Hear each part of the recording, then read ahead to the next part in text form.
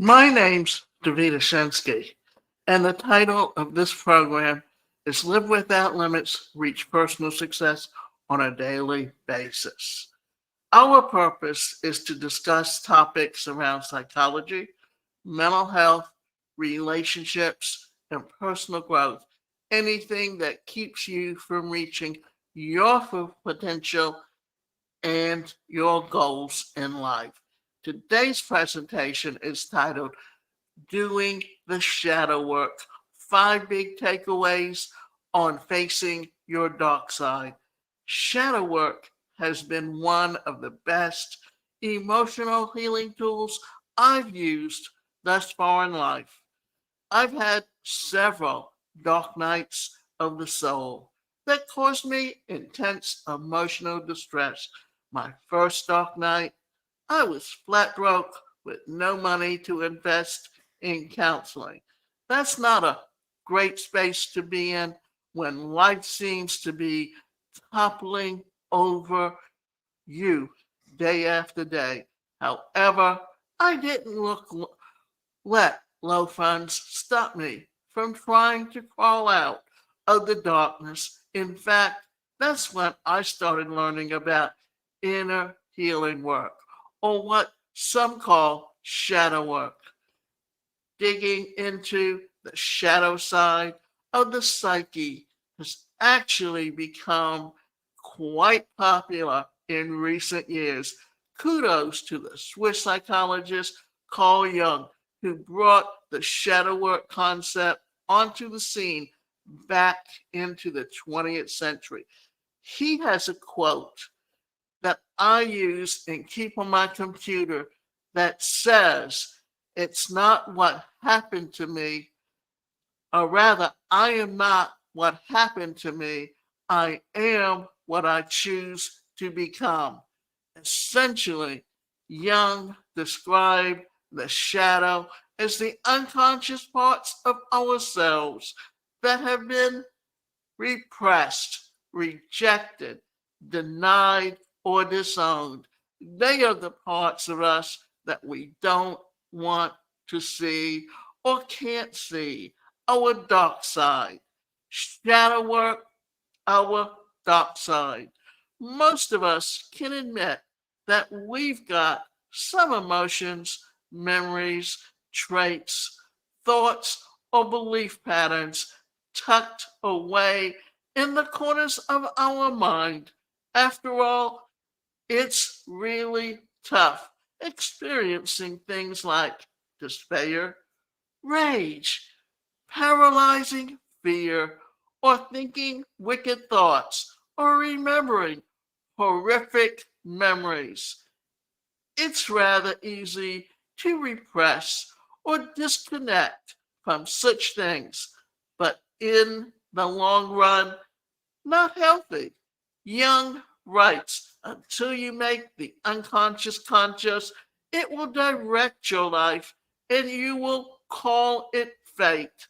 This means that until we take some time and begin digging into our unconscious or shadow side, the dark part of our psyche may be calling the shots of our life.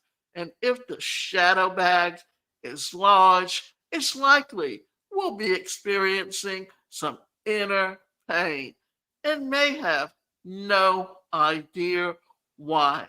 Shadow work. Grab a lantern. I grabbed a lantern and started digging into my darkness, shadow side, a little over a decade ago. I was in immense emotional pain and had little idea as to why. I just couldn't get a grip. After all, I've been so good at keeping my emotional composure for decades. I wore my all is well mask quite well, but masks can shatter, and when they do, we can stay in the brokenness or start gathering our parts and putting ourselves back together. This is what shadow work has done for me. It's helped me face those parts of me that I repressed, rejected, denied, or exiled into my unconscious over the years. The experiences that were too tough to handle as a child, the memories that were too painful to see, the trauma, the confusion, files that my processing system or ego just couldn't or wouldn't process, face, feel, deal, or ultimately heal. That's what shadow work did, as it still does for me. The result, eliminating those parts of me that I lost along life's journey, allowed me to finally witness and embrace them. Carl Jung called this process individualization. Quite simply, I call it becoming more whole, feeling more emotionally balanced, experiencing less inner turmoil and more inner peace. Not everyone is keen on shadow work, and that's all right. There are various paths to becoming more peaceful and joyful. The following are my 5 biggest takeaways from doing shadow work over the years. Doing the shadow work. 5 big takeaways on facing your dark side. Everyone has a shadow bag. Robert Bly wrote a short, insightful book about the shadow called A Little Book on the Human Shadow. In it, he refers to the shadow as the long bag we drag behind us. We've probably heard people talk about having baggage, things from the past that cause us some issues in the present. We all have shadows. We may come onto the planet as purely conscious, innocent beings, but life has a way of causing us to divide the mind into conscious and unconscious parts. Jung writes, everyone carries a shadow, and the less it is embodied in the individual's conscious life, the blacker and denser it is. If there's one thing I'd like to teach children, is that they indeed grow a shadow bag comprised of thoughts, beliefs, conditioning from parents and society, trauma, tough memories. As they get older, these shadows will come knocking on their psychic door, wanting to be addressed. That energy that's exiled to the shadow bag doesn't disappear, it grows in intensity. You can't put your head in the sand and ignore problems and think they will go away. Unless you face up to them, you will see them grow in intensity. I spent my latter teen years and early 20s wearing the mask that everything was all right, that I was the best wife, best Christian, best mother, friend, but all the while I was unconsciously lugging around a huge shadow bag.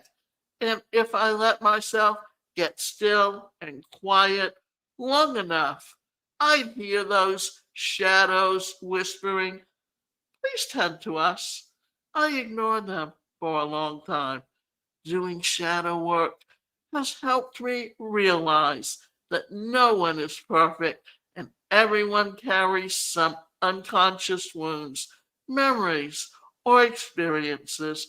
I don't have to wear a perfection mask anymore. It's not aiming for perfection.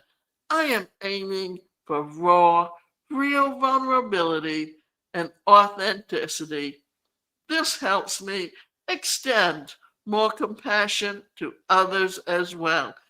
We are dark and light. We live in a world of opposites, day and night, up and down, yin and yang, happy and sad. I wouldn't know what true happiness was without feeling deep sadness, just as I wouldn't appreciate good health as much without feeling illness. I totally appreciate a light switch when entering a dark room.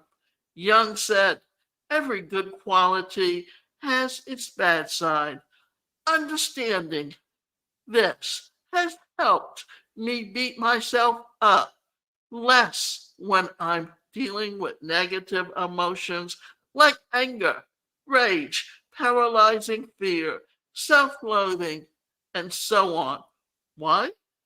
Because I know on the opposite end, all negative shadows have positive aspects like joy, faith, compassion, confidence, love. My task is to consciously balance ego and shadow from the perspective of luminous spirit. Shadow work helps me eliminate what dense, heavy shadows are out of balance or have been exiled. But rather than fear them, I can understand it more as disharmony. And where there is disharmony, there is potential for creating harmony. It is about perspective. I've retrieved plenty of dark, heavy shadows and brought them back into the light. Some slept back into the shadow side, so there's opportunity for repeats, like getting triggered over and over again. The same thing in a relationship. Some shadows go deep and wide.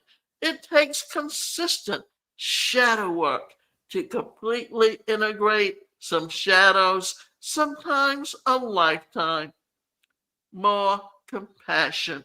Getting to know my own shadow side has helped me feel more compassion for others. I can look at most anyone now and rather than immediately judge them for the way they live their life or how long they've been stuck in their negative behaviors or patterns, I can extend grace.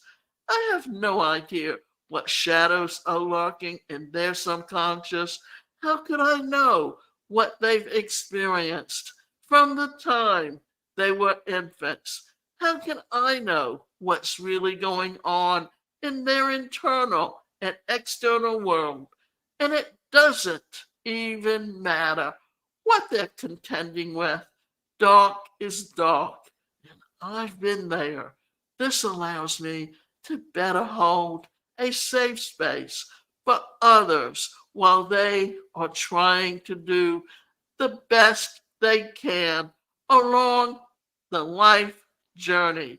It's not only have more compassion for others, but more compassion for myself. We can be our own worst enemies, beating ourselves up for even the slightest, tiniest shadow. Journeying this human life is no piece of cake. We all experience challenges, confusion, pain, existential angst, and more. This leaves room for no judgment from me. There's gold in the shadow, too. We don't always only repress or deny negative emotions or traits. We can also exile positive parts of ourselves to the shadow side. The parents who tell their son that the coloring or drawing is for girls may repress his creativity to his shadow side. The girl who is yelled at for being overly dramatic, may repress her love of acting for or her sensitivity. There's gold in the shadow side too. Creativity, uniqueness, sensitivity, intuition, assertiveness, wit, and other talents and gifts. I unconsciously repressed plenty of positive aspects of myself and emotions to the shadow side. Shadow work is helping me illuminate and bring life back into these parts.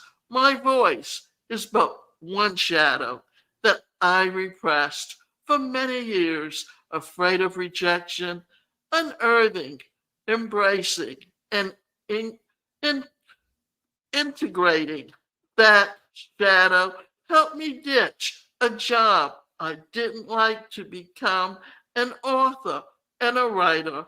What I want to say matters. I am not a victim. Shadow work has helped me understand that I am not a victim. I am not a victim of the things that happened to me as a child. I am not powerless over the way I live my life on all levels.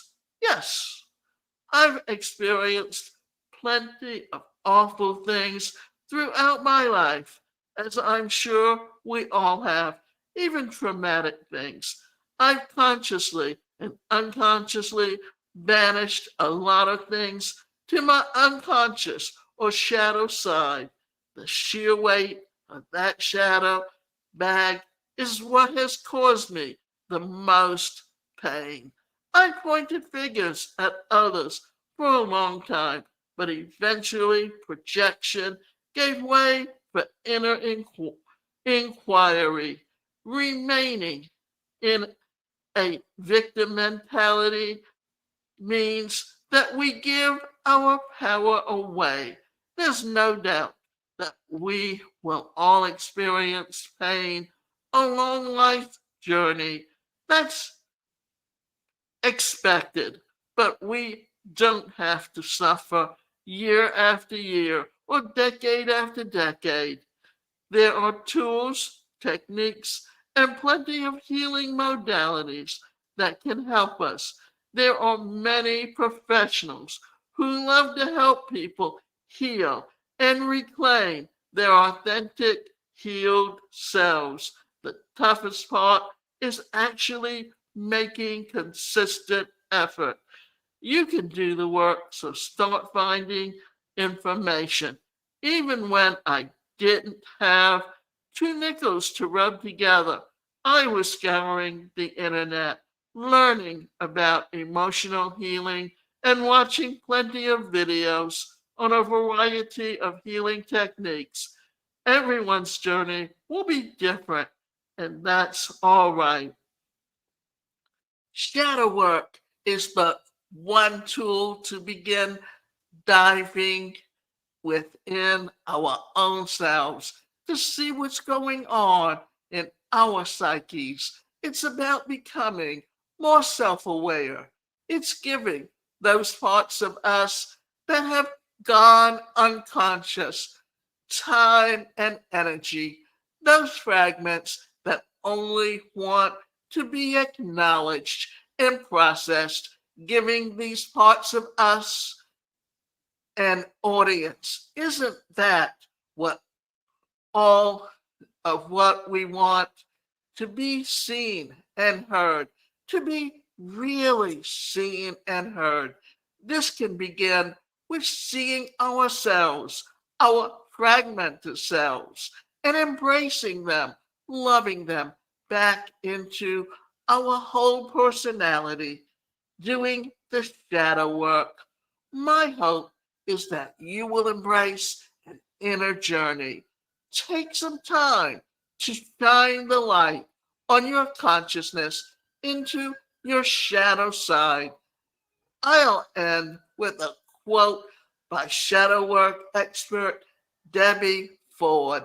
This has inspired me many times and I hope it will inspire you also.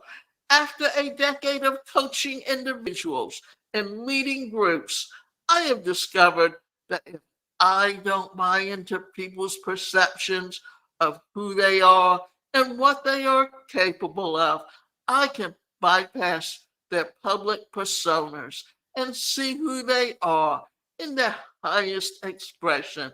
With a little effort, I can see their magnificence and their potential, no matter what they look like or what condition their emotional, spiritual, or financial world is in.